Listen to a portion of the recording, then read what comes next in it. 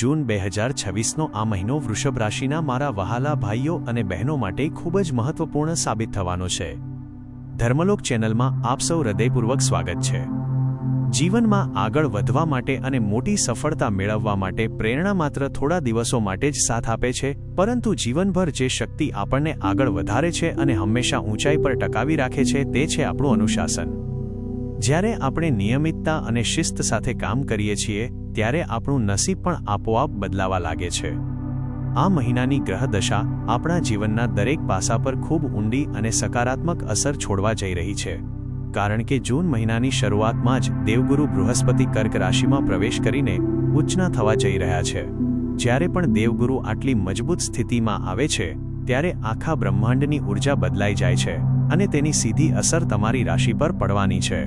નવ ગ્રહોની આ ચાલ તમારા સ્વાસ્થ્ય, શિક્ષણ, પ્રેમ, લગ્નજીવન, કારકિર્દી અને વ્યવસાયમાં કેવા વાસ્તવિક પરિવર્તનો લાવશે તેની ખૂબ જ તાર્કિક અને વ્યવહારિક ચર્ચા આજે આપણે આ વિડીયોમાં કરવાના છીએ.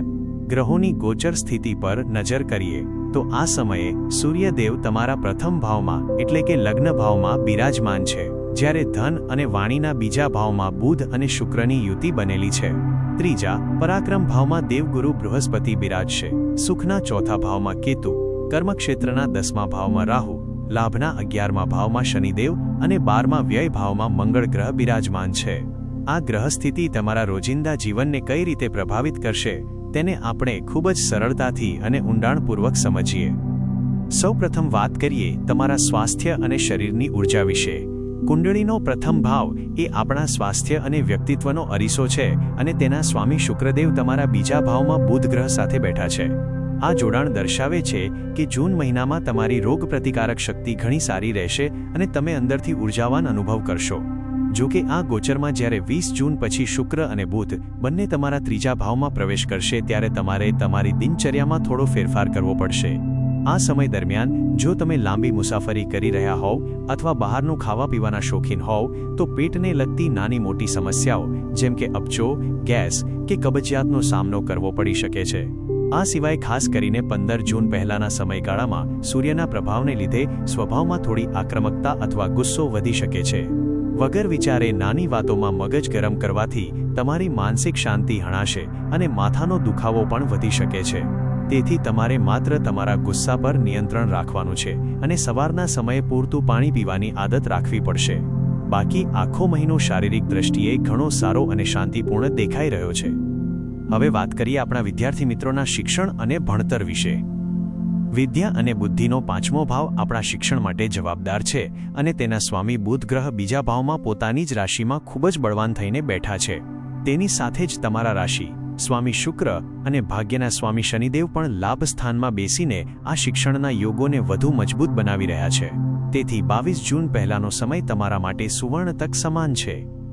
જો તમે લાંબા સમયથી કોઈ પ્રતિષ્ઠિત કોલેજ કે શાળામાં એડમિશન મેળવવા ઈચ્છતા હોવ, કોઈ સ્પર્ધાત્મક પરીક્ષા માટે નવી કોચિંગ ક્લાસ શરૂ કરવાનું વિચારતા હોવ કે સરકારી ભરતીની તૈયારીમાં આગળ વધવા માંગતા હોવ તો આ સમય શ્રેષ્ઠ પરિણામ આપનારો સાબિત થશે. સૂર્યદેવ પ્રથમ ભાવમાં હોવાથી તમને વહીવટી અને સરકારી કાર્યોમાં પૂરતો સહયોગ મળશે. આ મહિને તમારી યાદશક્તિ અને એકાગ્રતા ખૂબ જ તીવ્ર રહેશે, જેના કારણે અઘરા વિષયો પણ તમે ખૂબ જ સરળતાથી સમજી શકશો.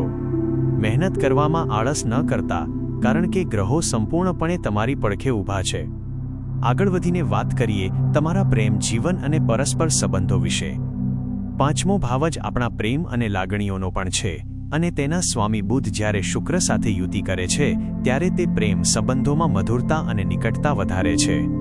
જો ભૂતકાળમાં તમારા પાર્ટનર સાથે કોઈ ગેરસમજ થઈ હોય, અહમના કારણે વાતચીત બંધ થઈ ગઈ હોય કે સંબંધોમાં કડવાશ આવી ગઈ હોય તો આ મહિને બુધ અને શુક્રની કૃપાથી એ બધી સમસ્યાઓ આપોઆપ દૂર થઈ જશે. તમારી વચ્ચેનો સંવાદ વધશે અને પરસ્પર વિશ્વાસ વધુ મજબૂત બનશે.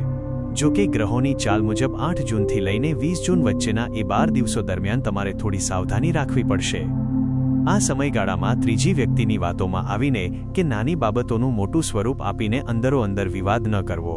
વ્યાવહારિક રહીને એકબીજાની ભાવનાઓનો આદર કરશો તો પ્રેમ જીવન ખૂબ જ રોમાંચક અને ખુશહાલ રહેશે. ત્યારબાદ તમારા વૈવાહિક જીવન અને દાંપત્ય સુખની વાત કરીએ તો 7મો ભાવ એ જીવનસાથીનો છે. 7મા ભાવના સ્વામી મંગળદેવ પોતાના જ 12મા ભાવમાં બિરાજમાન છે અને 21 જૂને તેઓ તમારા પ્રથમ ભાવમાં પ્રવેશ કરશે.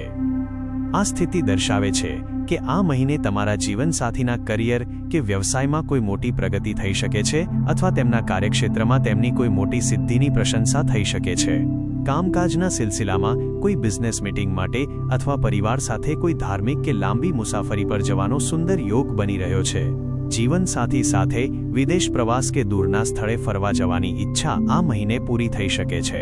બંને વચ્ચેનો પરસ્પર તાલમેલ ઘણો સારો રહેશે અને પરિવારના કોઈ મહત્વપૂર્ણ નિર્ણયમાં તમારા જીવનસાથીનો સહયોગ તમારા માટે ખૂબ જ ફાયદાકારક સાબિત થશે. એકંદરે લગ્ન જીવનમાં સુખ અને શાંતિનો માહોલ જળવાઈ રહેશે. હવે આપણે આપણા જીવનના સૌથી મહત્વપૂર્ણ વિષય તરફ આગળ વધીએ, જે છે તમારું ભાગ્ય, કારકિર્દી અને વ્યવસાય. કુંડળીનો 9મો ભાવ ભાગ્યનો છે અને 10મો ભાવ આપણા કર્મ અને નોકરીનો છે, જ્યાં રાહુદેવ બિરાજમાન છે. તમારા ભાગ્યના સ્વામી શનિદેવ 11માં લાભ ભાવમાં બેઠા છે, જે તમારી ઈચ્છાઓ પૂરી કરનારો ભાવ છે.